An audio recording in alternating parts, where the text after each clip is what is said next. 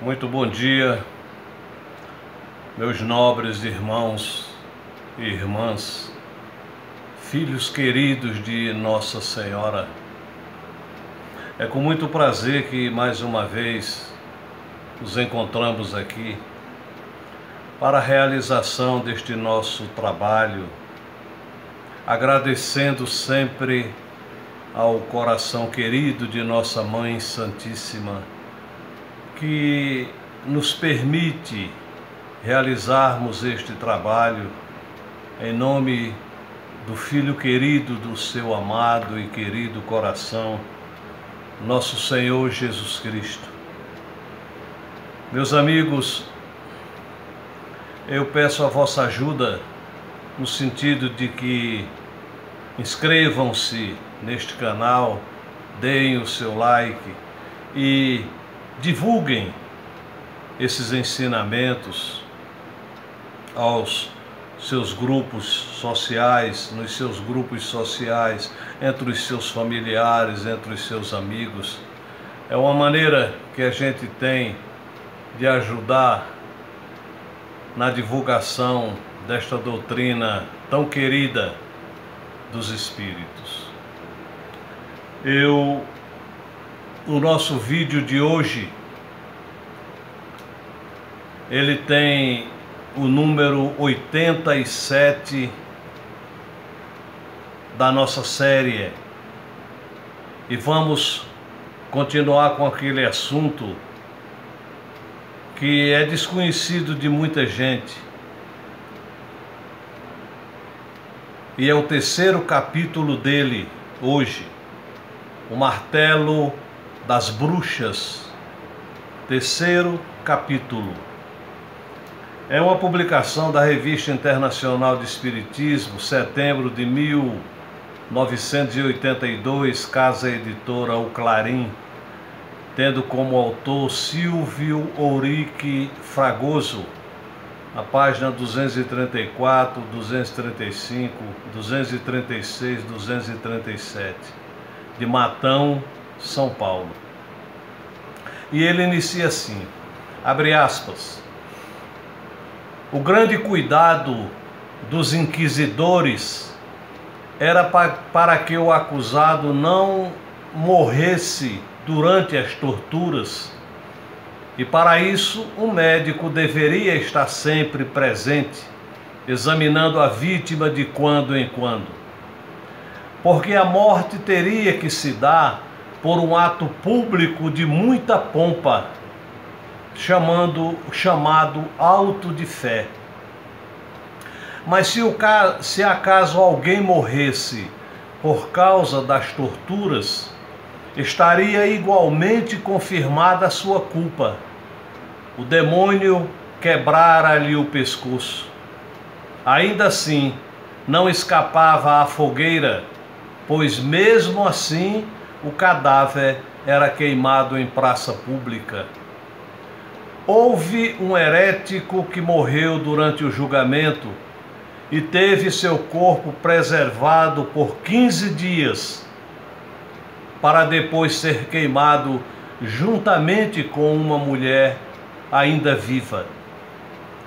Mas além da confissão que se procurava obter durante o que custasse e do exame das marcas do corpo, a confissão que se procurava obter, custasse o que custasse, e do exame das marcas do corpo, havia o recurso extremo, a prova da água. Julgava-se que era um sinal sobrenatural da monstruosa impiedade das feiticeiras, que a água se recuse a recebê-las em seu seio, pois afastaram de si a água sagrada do batismo. Então, como prova extrema, como último recurso, quando nem as torturas brutais e nem as promessas de clemência levavam à confissão, faziam isso. A feiticeira era amarrada, o polegar direito no pé esquerdo e o polegar esquerdo no pé direito, e nessa posição era lançada em um rio profundo. Se flutuasse, era culpada e iria para a fogueira. Se afundasse, era inocente. Claro que afundando, a infeliz morria afogada, se não fosse salva a tempo. Mas isso não preocupava os inquisidores, pois achavam que aquela alma iria direta para o céu, livrando-se assim dos aborrecimentos deste mundo. E todos voltavam para casa na maior tranquilidade. O fato é que as torturas sofridas nos tribunais eram tão pavorosas que muitas acusadas pediam logo a prova da água para demonstrarem sua inocência. Era talvez um meio indireto de praticarem o suicídio, fugindo assim às torturas, mas quem humanamente pode censurar as bruxas por isso? Porque os métodos para obterem confissões usadas pelos inquisidores superam a tudo que um escritor de imaginação fecunda e mórbida pode conceber. Depois de ter ficado encerrada no calabouço por muitos dias, a feiticeira era levada à presença do tribunal e convidada a confessar, conforme já vimos. Se protestasse inocência, era despida e levada à sala das torturas. Despiam-na sob o pretexto de procurar as estigmata diaboli, marcas do diabo, e também para que ela não pudesse usar nenhum amuleto que a defendesse. Então, à vista dos instrumentos de tortura, era novamente convidada com caridade a confessar. Mas confessar o quê? Se a pessoa não tinha o direito de saber do que era acusada. Considera-se hoje que muitas dessas narrativas sobre o sabate, o voo em vassouras e coisas assim, mas não sejam que invenções de quem, no desespero da situação, precisava contar qualquer coisa. Mas se a simples visão dos instrumentos de tortura não era suficiente para fazer com que uma pobre moça apavorada, exausta, faminta e exposta aos olhares dos representantes do clero ali presentes, confessasse logo qualquer coisa, tinha início o interrogatório.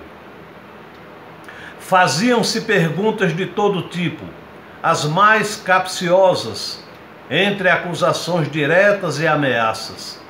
No julgamento de Joana d'Arc, por exemplo, segundo Isambard de la Pierre, testemunha ocular do interrogatório, as perguntas que os inquisidores a ela faziam eram de tal ordem que os mais notáveis clérigos da assistência não teriam podido a elas responder, sem grande embaraço.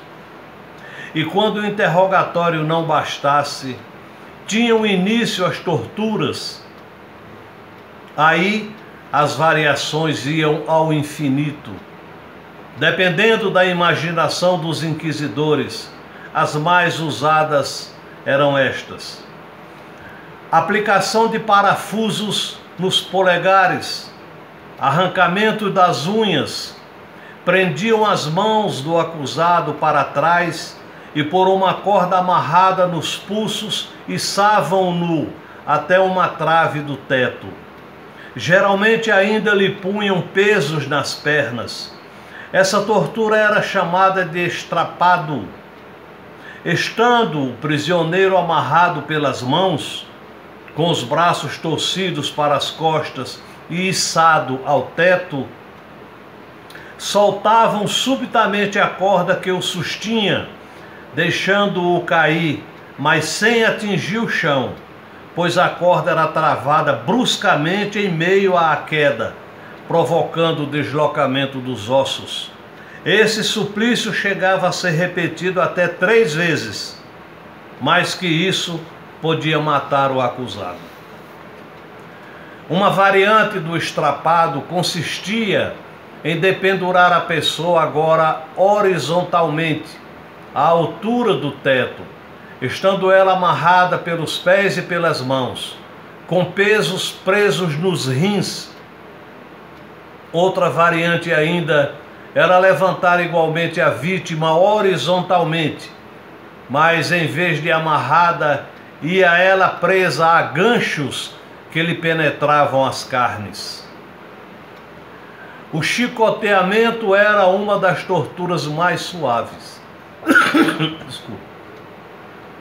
Bem pior era o dilaceramento das carnes com pinças de metal aquecidas ao rubro. Às vezes, queimavam os olhos da feiticeira com essas pinças ou lhe rasgavam a língua ao meio. Já a roda era um instrumento de madeira com cerca de 2 metros de diâmetro, onde a pessoa era amarrada pelos pulsos ou pelos polegares. À medida em que a roda ia girando, os ossos iam sendo deslocados pela enorme tração exercida. Na escada, o efeito era quase o mesmo. Tratava-se de uma escada comum, posta horizontalmente em plano elevado, ficando a acusada sobre ela, deitada de costas, com os pés presos a um degrau e com os braços levantados para trás da cabeça. Então, um peso era amarrado em seus pulsos, ficando dependurado ao fim do último degrau. Deveria ser um bom exercício para a coluna se o peso não fosse tamanho a ponto de deslocar os ossos. O potro era uma tortura em que a vítima, deitada, tinha vários pontos do corpo amarrado por cordas finas e fortes. Girando-se uma manivela, as cordas iam sendo apertadas até penetrarem nas carnes. E havia prescrições meticulosas de como ia apertando os cordéis enquanto o interrogatório prosseguia. Meia volta, uma volta e meia, etc. Também era comum amarrar a pessoa a um estrado, com as pernas para fora, e acender um fogareiro sobre os seus pés, e ainda iam derramando gordura ou manteiga no local. A Virgem era um sarcófago muito estreito e cheio de pontas onde o acusado era preso. Curioso é que o inventor deste instrumento acabou sendo vítima da sua própria criação. Alguns inquisidores preferiam enterrar a pessoa de pé, deixando-lhe apenas a cabeça para fora. Também costumavam deitar a bruxa e iam amontoando pedras sobre o seu corpo, ou então, estando a feiticeira amarrada de costas, iam despejando água em sua boca, ou a pessoa bebia ou sufocava. O borzeguim era uma traquitana de ferro e madeira que ia apertando os pés da feiticeira até moer-lhe os ossos. Na França, uma mulher foi torturada porque uma menina de 9 anos disse tê-la visto conversando com o diabo.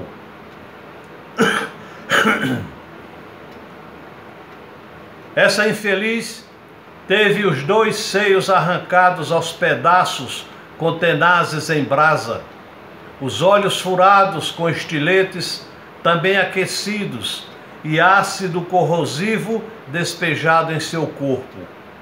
Um médico atento cuidava para que não morresse, de modo a não frustrar a execução posterior na fogueira. Paremos por aqui. Os métodos de tortura variavam muito. mas o exposto já dá, cremos, para uma ideia de como as coisas se passavam. Obtida a confissão, a feiticeira deveria abjurar o demônio e mostrar-se arrependida. Se isto ocorresse, ela era enforcada primeiro e depois queimada. Caso contrário, era queimada viva. Em alguns casos, a pena era a prisão, que podia ser perpétua. Quando a condenação prescrevia a morte na fogueira, ela se dava num ato público muito concorrido, geralmente em frente a uma igreja ou catedral. Aí, estando a vítima já sobre um monte de lenha, presa a um poste, um sacerdote passava-lhe uma tocha em frente ao rosto para mostrar-lhe o que a esperava, e pela última vez convidava a acusada a que se arrependesse. Se ela o fizesse, os sacerdotes a abraçavam, davam graças a Deus, entoavam loas, havia regozijo. Então enforcavam a feiticeira antes de queimá-la. Mas, se a acusada persistisse em negar seu conúbio com o demônio, ou se não desse mostras de arrependimento, a pira era acesa. Durante esses atos públicos, feitos com toda a pompa, tomava-se muito cuidado para que o herético que ia morrer não se dirigisse ao povo amontoado na praça, a fim de que as suas afirmações não provocassem simpatia. Mesmo assim, uma feiticeira inglesa disse, na hora em que iam acender a fogueira, eu desejava morrer, minha família me desprezou, meu marido me repudiou. Se eu vivesse, seria uma infelicidade para os meus amigos. Pobre alma atormentada, possam os bons espíritos tê-la socorrido nesse instante em que se sentia tão só, no momento mesmo de morrer. Não devemos pensar que todo movimento de caça às bruxas tenha sido feita sob orientação da Igreja Católica. Após a Reforma, os protestantes também instituíram seus próprios tribunais, nos mesmos moldes que os outros. A diferença principal era o meio de execução das vítimas, pois os protestantes preferiam a forca em vez das fogueiras. Em 1692, na comunidade anglicana de Salem, dezenas de pessoas foram presas e 18 mulheres morreram sob a acusação de feitiçaria. Este caso, que ficou conhecido como o das feiticeiras de Salem, começou com uma inocente brincadeira de algumas adolescentes que deixaram que uma empregada doméstica lesse as suas mãos. Por fim, até uma menina de 5 anos de idade foi presa para interrogatório. A condenação das vítimas foi honrosamente assinada por suas majestades sereníssimas, a rainha Mary e o rei William da Inglaterra. Na Espanha, a Inquisição preocupou-se muito mais com os judeus que com as bruxas. O mais famoso inquisidor de lá foi o beneditino Tomás Torquemada, que fizera a rainha Isabel, cognominada católica, jurar que perseguiria todos os hereges e que os mataria para a salvação de sua alma, de Isabel, e para a grandeza de Castela, pois esse monge foi, em 1483, nomeado Grande Inquisidor da Espanha. A ele se devem as chamadas Leis de Ferro, que logo foram seguidas pelos demais inquisidores da Europa. Para se ter uma ideia do que essas leis preconizavam, vejamos-lhes alguns artigos pescados ao acaso. É expressamente proibida a absolvição secreta, O culpado deverá sempre arrepender-se em um auto de fé público. Ao penitente absolvido será somente aplicada a pena de não poder usar ouro, prata, seda ou tecidos finos. Este artigo implicava na confissão de no confisco de bens, mesmo em caso de absolvição. Os penitentes que espontaneamente tenham confessado suas faltas pagarão suas multas ao Santo Ofício, bem como as penas que o inquisidor determinar. O acusado deve declarar na confissão qual crime contra a fé, para que os juízes do Santo Ofício possam determinar a parte de seus bens que deverão ser confiscados. No caso do arrependimento ser fingido, será recusada a absolvição e o herege condenado à fogueira. Se o acusado continuar a negar depois das declarações assinadas pelas testemunhas, será considerado como impenitente. Quando exista uma desconfiança e que o acusado nega o crime, será submetido à tortura. Se durante a tortura confessar o crime e depois voltar a negar, será novamente submetido à tortura mais rigorosa ou condenado a uma pena extra. O acusado não poderá saber quem o acusou, nem tampouco de que espécie são essas acusações. Se um morto for condenado por heresia, veja bem, se um morto for condenado por heresia, por seus escritos ou por qualquer testemunha, seu cadáver será exumado e queimado e seus bens confiscados. Se o condenado deixar filhos menores, será concedido a estes uma pequena parte dos bens confiscados a título de esmola e por aí afora. A explicação pelo empenho em confiscar os bens do acusado pode ser encontrada neste trecho com que os inquisidores se justificam. Afora as penitências, pode o acusador impor penas pecuniárias. Estas multas devem ser empregadas em obras pias, como a conservação e sustentação do Santo Ofício. Com efeito, é justo que a Inquisição faça pagar suas despesas às custas daqueles que são levados perante o seu tribunal. De todas as obras pias, sendo mais útil o estabelecimento e a manutenção da Inquisição, sem dificuldade podem ser aplicadas as multas à sustentação dos inquisidores e seus familiares, pois é muito útil e muito vantajoso à fé cristã que os inquisidores tenham muito dinheiro a fim de poderem manter e pagar bem aos seus familiares para recuperarem e prenderem os hereges. Mas Torquemada, além de pessoas, queimava livros. Em 1490 mandou queimar vários manuscritos hebreus da Bíblia. Queimou toda a biblioteca de Henrique de Aragão e 6.000 manuscritos que tratavam de ciências ocultas.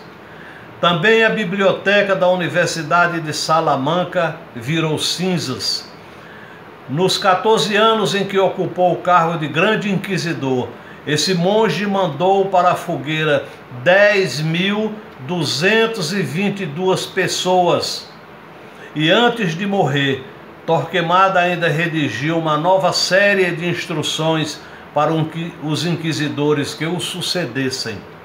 Em Portugal, a Inquisição também se fez presente.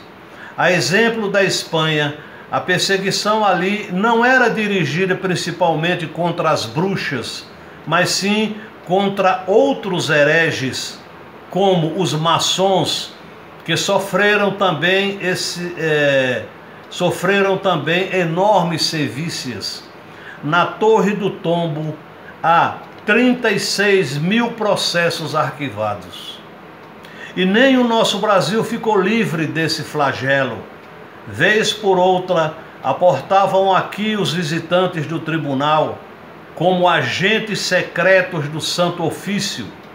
Principalmente em 1708, a perseguição se fez mais intensa em nossa terra, sendo os acusados quase sempre levados para os cárceres de Lisboa. Os brasileiros mortos pela Inquisição chegaram a 339. A loja maçônica Branca Dias, na Paraíba, tem esse nome em justa homenagem a uma valorosa mulher vitimada pela Inquisição naquele estado. Embora no Brasil o flagelo do Santo Ofício não tenha atingido as proporções que assumiu na Europa, não deixou de se constituir em um perigo, rondando os lares onde houvesse uma consciência liberal a serviço da liberdade e da virtude. Meus amigos, mais uma vez encerramos aqui essa terceira parte. Ainda vai vir uma quarta para encerrar esse capítulo. Nós ainda publicaremos a quarta parte, essa é a terceira, de O Martelo das Bruxas. É lamentável que tudo isso tenha ocorrido, mas a gente divulga para que os irmãos possam saber que isso aconteceu, que é uma verdade, pertence à história.